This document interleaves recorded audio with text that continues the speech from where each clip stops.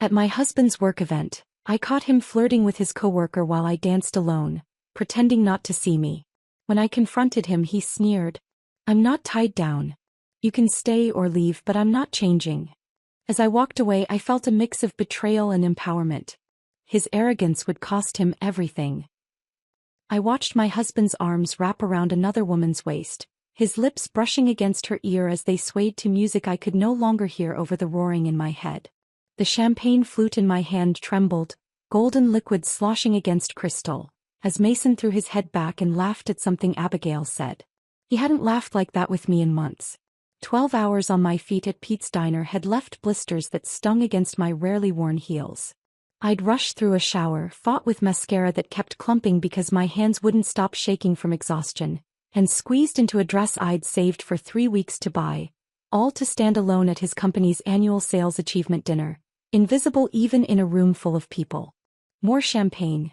A server paused beside me, tray extended. I shook my head, my throat too tight to form words. My wedding ring caught the light as I gripped my glass.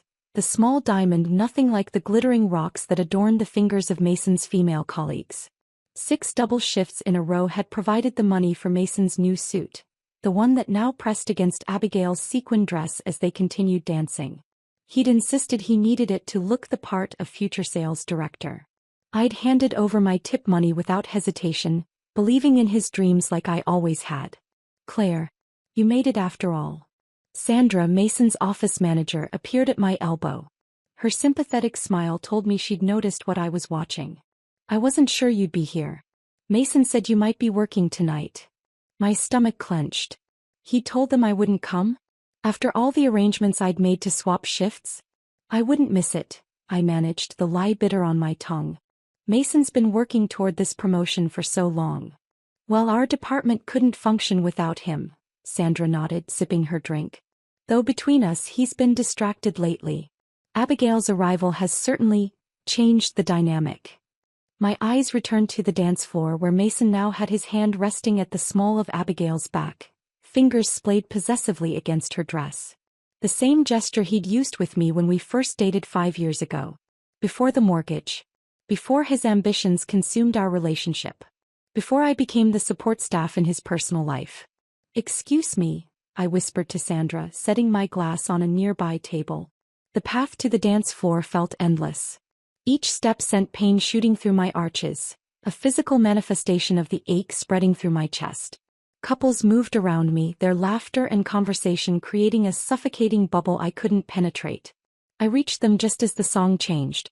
Mason's back was to me, his attention fully on Abigail, whose eyes widened slightly when she noticed me approaching. She didn't step back. Didn't remove her hand from his shoulder. "Mason." My voice was steadier than I expected. He turned, surprise flashing across his face before settling into something harder to read. "Claire. I didn't see you arrive." Clearly. The word escaped before I could filter it. Abigail's red lips curved into what might have been intended as a smile. "You must be the wife. Mason's told me so much about you." The lie was transparent. Mason had barely acknowledged my existence at the office Christmas party 6 months ago. I doubted his new account executive knew anything about me beyond my name. If that. "I need to speak with my husband," I said, my gaze locked on Mason. "Privately." Mason sighed, the sound heavy with inconvenience. "We're in the middle of discussing the Westbrook account." "On the dance floor?" The question slipped out sharp and brittle. His jaw tightened, the muscle working beneath his freshly shaved skin. "Fine. 5 minutes." He followed me to a relatively quiet corner near the emergency exit, the red sign casting an appropriately ominous glow over us. Behind him, I could see Abigail watching, not even pretending to look elsewhere. "What's going on?" I asked, hating how small my voice sounded. "What are you talking about?" Mason checked his watch, the one I'd saved for 3 months to buy him last Christmas. "Don't insult me by pretending. I've been standing here for 45 minutes while you've barely left her side." He exhaled sharply. "This is a work event, Claire. I'm networking." "Is that what they call it now?" The words burned my throat. Because from where I was standing, it looked more like foreplay than networking. His expression hardened, eyes narrowing. "You're overreacting. This is important for my career." And what about us? What about our marriage? Mason's gaze drifted past me, back toward the party where Abigail still lingered. Look, I don't have time for this drama right now. The regional director is here and I need to make an impression. Answer me, I insisted, stepping closer. What's happening with us? For a moment something flashed across his face. Guilt, perhaps, or hesitation. Then it was gone, replaced by cold indifference. I'm not tied down. You can stay or leave, but I'm not changing. He delivered the words with a casual cruelty that stole my breath. This is who I am, Claire. This is the life I want. If you can't handle it, that's your problem. The ground seemed to shift beneath me. 5 years of marriage. 3 years of double shifts to support his career. Countless nights spent alone while he networked and climbed and built a life that increasingly had no space for me. Your problem, I repeated numbly. He checked his watch again. I need to get back. The awards presentation starts in 20 minutes and I'm expected to go. I stepped aside, my body moving on autopilot. Mason hesitated for only a second before straightening his tie, the tie I'd pressed this morning with hands raw from dishwater, and walking back toward the party. Toward Abigail. He didn't look back. I watched him go, feeling something inside me crystallize. Not break. Breaking implied weakness, shattering. This was different. This was hardening, strengthening, transforming into something new and unfamiliar. As I turned toward the exit, legs somehow carrying me forward despite the numbness spreading through my body, I caught Sandra's eye across the room. The pity in her expression might have crushed me an hour ago. Now it barely registered. Mason's arrogance would cost him everything, but not because I would take it from him. No, he would lose it himself, piece by piece, as I systematically removed the foundation he'd built his success upon. Me. The drive home from the event venue was a blur of streetlights and quiet sobs. I gripped the steering wheel of our second-hand Honda, the car Mason had deemed good enough for me, while he drove the leased BMW I helped make payments on. Radio off. Windows up. Just the sound of my ragged breathing filling the small space as I tried to process what had happened. Mason wouldn't be home tonight. I knew his routine well enough. The sales dinner would transition to drinks, then to someone suggesting a club or bar where the real networking happened. He'd call around 2 a.m., voice slurred, asking if I could pick him up. Or worse, he wouldn't call at all. Our modest 2-bedroom ranch house felt cavernous as I stepped inside. The silence pressed against my ears as I kicked off the painful heels and flicked on the kitchen light. The breakfast dishes were still in the sink. Mason's coffee mug and plate from the eggs and bacon I'd made him before rushing to my morning shift. I'd been too busy helping him prepare for his presentation to clean up. I didn't wash them now. Instead, I walked to our home office, the small converted bedroom where Mason kept his work files and I paid our bills. My body moved on autopilot as I pulled open the file cabinet and withdrew the folder labeled Household. Inside were bank statements, credit card bills, mortgage documents, the paper trail of our life together. I spread them across the desk, numbers swimming before my eyes until I forced myself to focus. The mortgage was in both our names. The utilities too. But the BMW lease was solely in his name, though my paychecks covered half the monthly payment. Our joint checking account showed a pattern even I hadn't fully realized until now. My deposits were consistent, regular. His were larger but sporadic, and our withdrawals told their own story. Restaurant charges and clothing stores I never visited. Golf outings I'd never known about. I opened my banking app and checked our savings account, the one we'd started for emergencies and opportunities, as Mason had put it. The balance was lower than I remembered. Scrolling through recent transactions, I found a withdrawal from 2 weeks ago. $3,000. No note. No explanation. Around the same time Abigail had joined the company. My throat tightened as I switched to our credit card statement. 3 charges at Stillwell's Jewelry. A hotel reservation in Chicago for next month. A sales conference Mason had mentioned needing to attend alone because the company wouldn't cover a spouse. I'd been a fool. Sleep didn't come that night. I lay on the living room couch, unwilling to face our bed, watching the ceiling fan rotate as I mentally calculated years of financial support, emotional labor, and sacrificed opportunities. At 3:17 a.m. my phone buzzed with a text from Mason, staying at Jeff's. Big breakthrough with Westbrook account. Talk tomorrow. Jeff was his sales director. I knew without checking that he lived in the opposite direction from where Mason's location showed on our shared phone tracking app, the feature we'd enabled for safety years ago. The blue dot placed him downtown, near the high-rise apartments where Abigail had mentioned living during a conversation I'd overheard at the start of the party. When my alarm buzzed at 5:30 a.m. for my morning shift, I moved through my routine with mechanical precision. Shower. Uniform. Coffee. But instead of making breakfast for two, I made just enough for myself. The small act of rebellion felt both petty and profound. At the First National Bank branch that opened at 8 a.m., I sat across from a personal banker named Tanya, my waitress uniform incongruous among the morning business crowd. "I'd like to open a separate checking account," I said, sliding my ID across the desk. "Just in my name." Her fingers clacked efficiently on her keyboard. "Any particular type of account you're interested in? Something with minimal fees that I can set up direct deposit with." My voice sounded steadier than I felt. By 8:45 a.m. I had a new account, a temporary debit card, and forms to change my direct deposit at the diner. Tanya had been kind, not asking questions when I'd mentioned wanting to keep my financial information private. The knowing look in her eyes told me she'd helped women like me before. At Pete's Diner, my manager Dave raised his eyebrows when I requested the direct deposit change but signed the form without comment. He did, however, pause before handing it back. "Everything okay, Claire? You look like you haven't slept." I forced a smile. "Just some household adjustments." During my lunch break, I called the credit card company and requested detailed statements for the past year, having them sent to a new email address I created that morning. I couldn't remove my name from the account without Mason's approval, but I could monitor it more closely. That afternoon, I found myself noticing things in our house I'd overlooked before. How the living room was arranged around Mason's gaming system. How my books were tucked into a corner shelf while his sports memorabilia dominated the main bookcase. How even the coffee mugs were organized with his favorites at the front of the cabinet. I moved my mug to the front. When Mason finally came home around dinner time the following day, unshaven and smelling of stale cologne, he barely noticed the small changes. He didn't comment on the empty coffee pot that usually waited for him. Didn't mention the missing breakfast plate. Didn't seem to realize I'd rearranged the magazines on the coffee table, placing my cooking subscription on top of his sports journals. "Rough couple of days," he mumbled, dropping his briefcase by the door where I would normally pick it up and place it in the office. It stayed there unclaimed.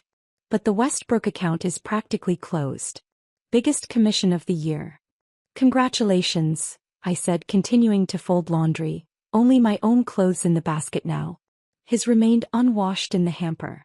"What's for dinner?" He loosened his tie, eyes already drifting toward the television remote. "Whatever you're making." I stood, gathering my neatly folded clothes. "I ate earlier. Double shift tomorrow. I need sleep." A flicker of confusion crossed his face, but he merely shrugged and reached for his phone, likely to order delivery. He hadn't noticed that my wedding ring now sat in my jewelry box instead of on my finger. Hadn't realized I'd changed the password on my personal laptop. Hadn't seen that I'd removed my emergency contact information from his wallet and replaced it with his mother's number. Mason remained oblivious to my silent calculations, to the invisible ledger I was balancing with each passing hour. The same way he'd been oblivious to my worth for years. 2 weeks into my new financial arrangement, I found myself smiling genuinely for the first time since the company dinner.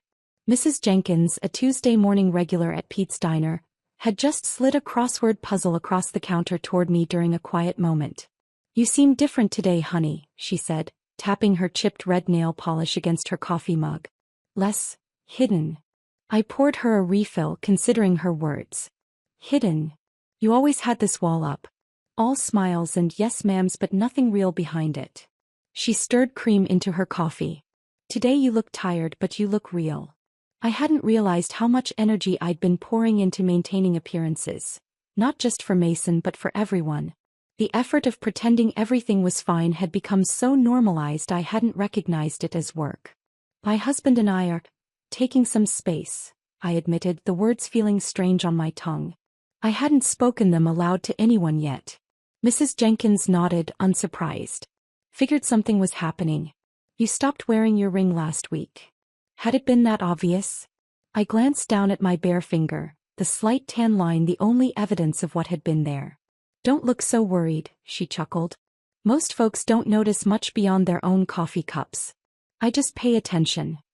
That conversation opened something in me. Not a flood of oversharing, I still had my dignity, but a gradual lowering of the mask I'd worn for so long. When Mr. Peterson commented that his eggs were perfect as always, I admitted I'd been distracted lately and was glad they turned out well. When the morning rush left me frazzled, I didn't hide my exhaustion behind a forced smile. Strangely, the customers responded with more genuine warmth. Regular tips increased. The high school teacher who graded papers at table 7 started saving me the crossword puzzle from his newspaper. Little kindnesses appeared when I stopped pretending I didn't need them. On a particularly busy Thursday afternoon, I was juggling 6 tables when a man in his 50s sat at the counter, watching the flow of the diner with interest rather than impatience. He ordered coffee and the blue plate special, then continued observing as I moved between customers. "You handle the floor like a conductor with an orchestra," he commented when I refilled his coffee. I laughed, wiping condensation from a water pitcher. "If this is an orchestra, we're missing half the instruments. We're short-staffed again. You compensate well." He extended his hand. "Frank Mercer." "Claire," I replied, shaking it briefly before hurrying to deliver a tray of burgers to table 3. When I returned to clear his plate, Frank handed me his business card. "I own Riverfront Grill over on Spruce Street. Been watching how you work. You've got a gift for this business." I tucked the card into my apron pocket with a polite thank you, assuming it was just a nice compliment from someone who understood the industry. But Frank returned the next day and the day after that. Each time he sat at the counter, ordered something different, and observed the diner's operations with a professional eye. On his 4th visit he stayed until my shift ended. "Got a minute to talk?" he asked as I hung up my apron. We sat at a corner booth while the evening staff took over. Frank didn't waste time with small talk. "I need an assistant manager who understands front-of-house operations," he said, stirring his coffee. "Someone who can handle pressure, manage people, and still remember that Mrs. Wilson likes extra lemons with her iced tea." I blinked, certain I'd misunderstood. "Are you offering me a job?" "Training for a job," he clarified. "You'd start part-time while continuing here, learn the management side, and we'd see where it goes. Restaurant management is different from serving. More headaches, different rewards." The opportunity hung in the air between us. Unexpected, unasked for, and strangely aligned with the new direction my life was taking. "I don't have any management experience," I said. Frank shrugged. "Neither did I when I started. But you have instincts. That counts for more." I promised to think about it, my mind already calculating how I could arrange my schedule. The extra income would accelerate my financial independence plan, and the skills would give me options I hadn't considered before. Meanwhile, at home, the atmosphere had shifted dramatically. Mason had finally noticed the changes in our routine, primarily because they directly affected him. The refrigerator contained fewer of his favorite foods. His dress shirts remained unwashed unless he handled them himself. The honey-do list I'd always maintained on the fridge had disappeared entirely. One morning, as he frantically searched for clean socks, Mason erupted. "What the hell is going on with you lately?" he demanded, slamming a drawer shut. "Nothing in this house works anymore." I continued eating my toast, unmoved by his outburst. "Things work fine. They just don't automatically work for you." His expression would have been comical under different circumstances. Confusion mixed with indignation. "I have the Peterson meeting in 30 minutes. I can't find my blue socks or the folder with my presentation notes." In the past, I would have jumped up, located both items, probably where he'd left them, and sent him off with a travel mug of coffee. Instead, I took another bite of toast. "Your socks are probably in the hamper where you left them. Your presentation notes might be in your briefcase." I sipped my coffee. "Or maybe Abigail has them." The color drained from his face. He hadn't mentioned her name since the dinner, had carefully avoided any reference to that night. "What's that supposed to mean?" "Nothing," I replied calmly. "Just thinking out loud." He left in a huff, without socks that matched his suit and without the comprehensive notes I'd always helped him prepare before important meetings. Later that evening he came home unusually subdued. "Meeting didn't go well," he muttered, dropping onto the couch. I continued reading my book on restaurant management that Frank had lent me. "That's too bad." As the weeks passed, Mason's complaints about work increased. The Westbrook account was more complicated than expected. His director was suddenly micromanaging everything. The presentation he'd made had technical difficulties. What he didn't recognize was that the technical difficulties were me, or rather the absence of me. No one was proofreading his proposals for typos. No one was creating his PowerPoint slides with the animations he liked. No one was reminding him of client birthdays or preferences or which talking points had worked in past meetings. The invisible support system he'd relied on had vanished, and his career was showing the cracks. Meanwhile, I started spending 2 evenings a week at Riverfront Grill, shadowing Frank and absorbing everything I could about inventory management, staff scheduling, and food costs. The work was challenging in a way that serving never had been, using different muscles, both literal and figurative. "You're a natural at this," Frank commented one night after I'd successfully mediated a dispute between a server and the kitchen staff. "You see the whole picture, not just your corner of it." I realized I'd been seeing the whole picture for years. Managing our household, Mason's career, our finances, my own work. I'd been practicing these skills all along, just never getting paid or recognized for them. For the first time in years, I felt a flutter of excitement about my future. One that had nothing to do with supporting someone else's dreams. The first sign that Mason had genuinely noticed my absence from his professional life came 3 months after the company dinner. I returned home from an evening training session at Riverfront Grill to find him sitting at the kitchen table, surrounded by papers and looking utterly defeated. "The quarterly numbers came in," he said without looking up. His voice held none of its usual bravado. "I missed my targets. By a lot." I set my bag down, feeling a complicated mix of emotions. Part of me, a small vindictive part one wasn't entirely proud of, felt satisfied. The larger part simply felt tired. Tired of the dance we'd been doing around each other for weeks. Tired of the marriage that existed only in shared bills and occasional stilted conversations about household maintenance. "I'm sorry to hear that," I said, and meant it. Despite everything, I'd never wanted him to fail. I just wanted him to see me. "Jeff pulled me aside today. Said if things don't improve by next quarter, they'll need to reevaluate my position." Mason ran his hands through his hair, which needed a trim. Another task I'd always quietly handled for him. "I don't understand what's happening. I'm doing everything the same as before." That was precisely the problem, but I didn't point it out. Instead, I poured myself a glass of water and leaned against the counter, maintaining the physical distance that had become our new normal. "What do you think changed?" I asked. He shook his head, shuffling through papers. "Everything's disorganized. I can't find client notes when I need them. My presentations aren't landing right. It's like I've lost my touch." What he'd lost was me. My organization, my late nights proofreading his proposals, my reminders about which clients preferred which approach. But he still couldn't see it. "Maybe you need a system," I suggested, knowing how hollow the advice was. I had been his system.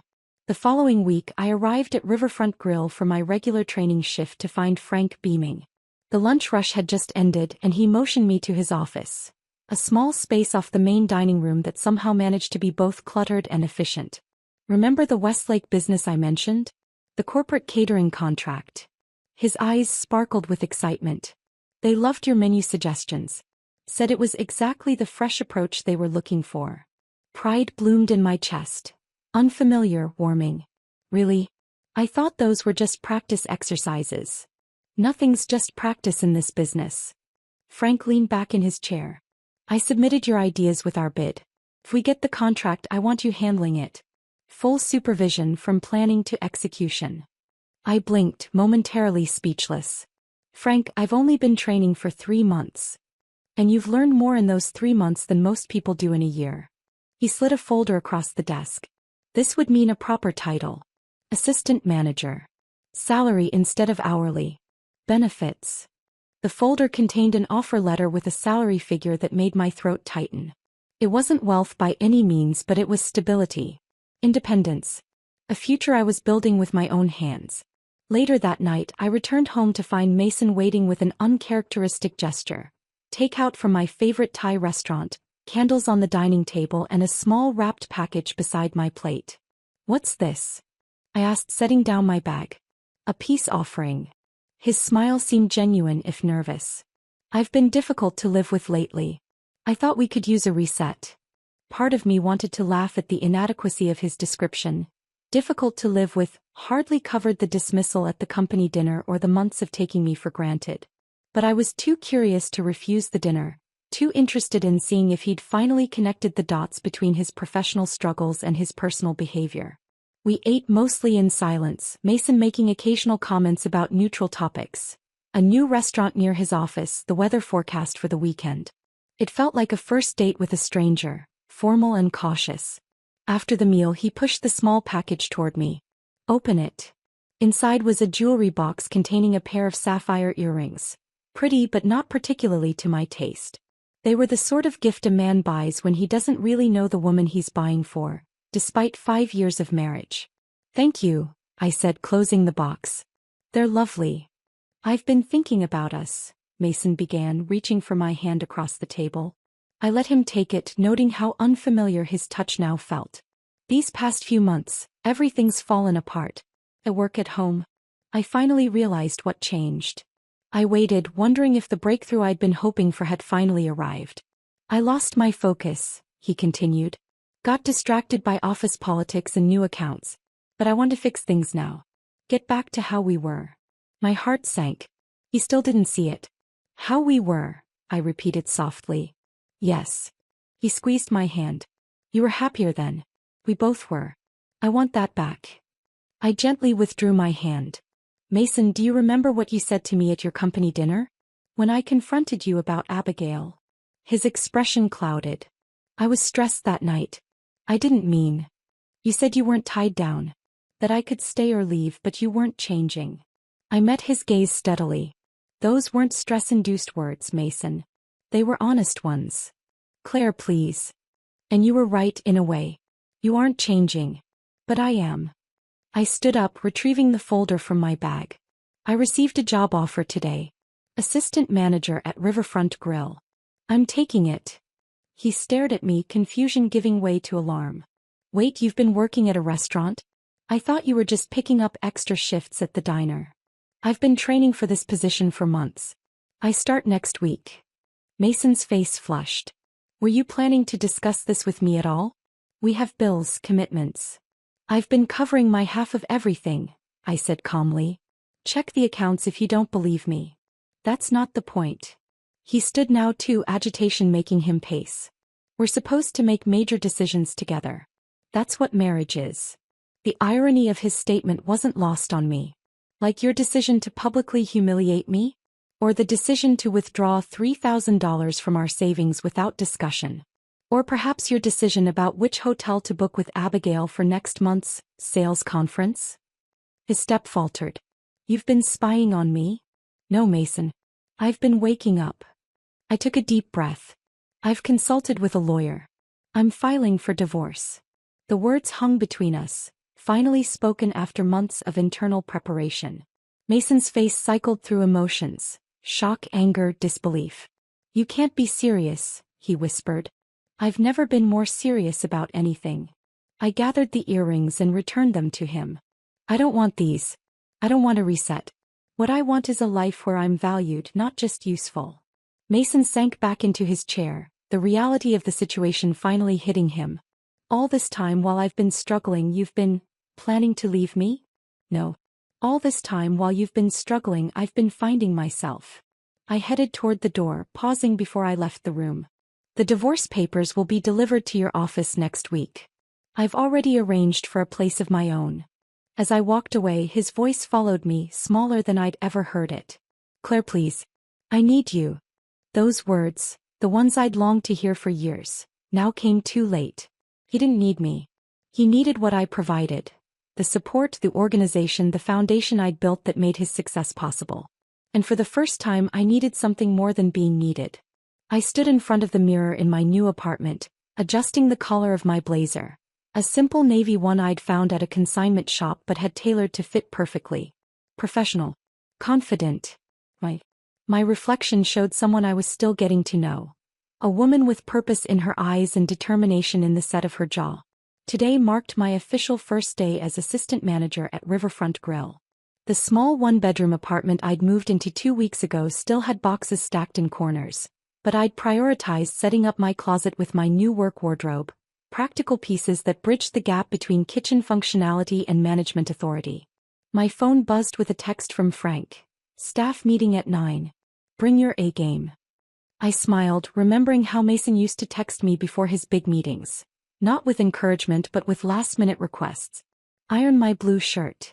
Find my presentation notes. Pick up coffee for the team. The parallel between our career paths struck me suddenly. Both of us stepping into management roles, but with vastly different support systems. The morning staff meeting went smoothly. Frank introduced me officially, though most employees already knew me from my training shifts. I presented the new schedule I'd created, addressing concerns and explaining the logic behind shift changes with a confidence that surprised even me. "You're a natural," Frank commented afterward as we reviewed inventory in his office. The kitchen staff actually listened instead of grumbling. "That's rare for schedule changes." I shrugged but couldn't hide my smile.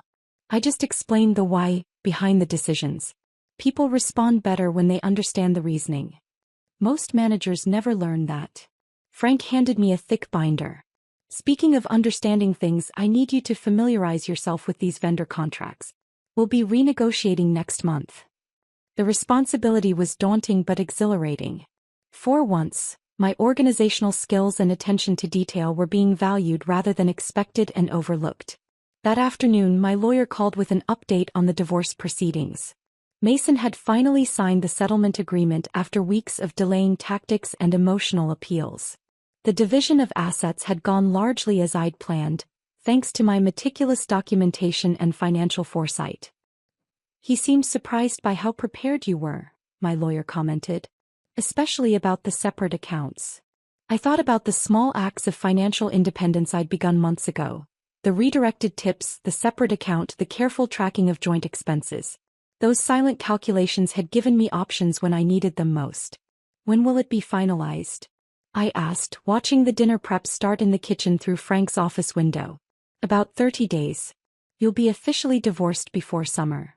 The word, divorced, still felt strange, a label I'd never expected to wear. But it no longer carried the stigma of failure I once feared. Instead, it represented a conscious choice to value myself when someone else wouldn't. 2 weeks later, I ran into Sandra, Mason's office manager, at the grocery store. I'd been avoiding places where I might encounter mutual acquaintances, still adjusting to my new status. But her warm smile as she approached my cart suggested no judgment. "Claire, you look wonderful." Her eyes took in my relaxed weekend attire and the healthy glow that had returned to my face. "How are you doing?" "I'm good, Sandra. Really good, actually. I'm managing at Riverfront Grill now." Her eyebrows rose appreciatively. "That's a lovely place. Mason mentioned you'd found some restaurant job, but..." She trailed off, clearly recalibrating the information she'd received. I smiled, understanding the disconnect. "How are things at the office?" Sandra's expression shifted subtly. "Challenging. The Westbrook account fell through last month. Mason's been struggling to adjust." I nodded, feeling a complicated mix of emotions. Not satisfaction at his difficulties, but confirmation of what I'd suspected. Without the foundation I'd provided, the cracks in Mason's professional facade were becoming visible to others. "He's not the same," Sandra added quietly. "Disorganized. Missing deadlines. Between us, there's talk of reassigning some of his accounts." I pushed my cart forward, ready to close this chapter. "I hope he figures things out." "Me too." Sandra touched my arm gently. "For what it's worth, many of us miss seeing you at company events. You always brought something special." That evening, back in my apartment, I reviewed the financial proposal Frank had asked me to evaluate. A potential opportunity to purchase a small stake in a new restaurant concept he was developing on the riverfront. The numbers were substantial, representing the bulk of my divorce settlement, but the projected returns were promising. I thought about Mason, about how he'd always controlled our major financial decisions, dismissing my input as uninformed. Now I sat alone at my small dining table, spreadsheets and market research spread before me, making calculations that would shape my future. 3 days later, I signed the investment agreement, becoming a minority partner in what would become Riverside Market and Eatery. a hybrid concept combining local food vendors with casual dining. My restaurant experience and Frank's business acumen made for a partnership that felt balanced and respectful in a way my marriage never had. To new beginnings, Frank said, raising a coffee mug after we signed the papers. Not a romantic gesture but something equally valuable, professional respect. To serving our own dreams, I replied, clinking my mug against his. 1 year later, I stood at the entrance to Riverside Market and Eatery on opening night, watching the space fill with customers excited to explore the local food stalls and communal dining areas we'd designed. My investment had grown into something tangible, something with my fingerprints on every aspect, from the menu collaborations to the staff training program I'd developed. Frank approached, champagne flutes in hand. We did it. We certainly did. I accepted the glass, surveying the bustling market with pride. Have you seen this? He handed me the local business journal, folded open to a feature on dining trends. A sidebar highlighted recent changes in the corporate dining scene, including a brief mention of Mason's company restructuring their sales department. Mason had been moved to an internal support role, still employed but no longer client-facing. I folded the paper without comment and handed it back. Mason's career trajectory was no longer my concern, nor was it the measure of my success. My vindication hadn't come from his downfall but from my own rise, from discovering that the skills I'd used to support him had always been valuable in their own right. Later that evening, as I made rounds checking on customers and vendors, a familiar face appeared at the hostess stand. Abigail, the account executive from the company dinner that had started it all, stood scanning the market, clearly meeting someone. Our eyes met briefly before she looked away, recognition and discomfort flashing across her face. I approached with professional courtesy. Welcome to Riverside Market. Are you dining with us tonight? She nodded stiffly. Meeting a client. I've heard good things about this place. I'm glad to hear that. I'm Claire Evans, one of the partners here. The surprise on her face was subtle but unmistakable. Evans, you're... Yes, I confirmed simply. Table 15 is available by the window. The Hartwell Vineyard Rose pairs beautifully with our special tonight. As I walked away, I felt none of the anger or resentment I might have expected a year ago. Abigail had unknowingly done me a favor that night, exposing a truth I'd been too busy serving others to see. My worth had never been determined by Mason's validation. It had always been within me, waiting for the moment I'd finally choose to serve my own dreams with the same dedication I'd given to his.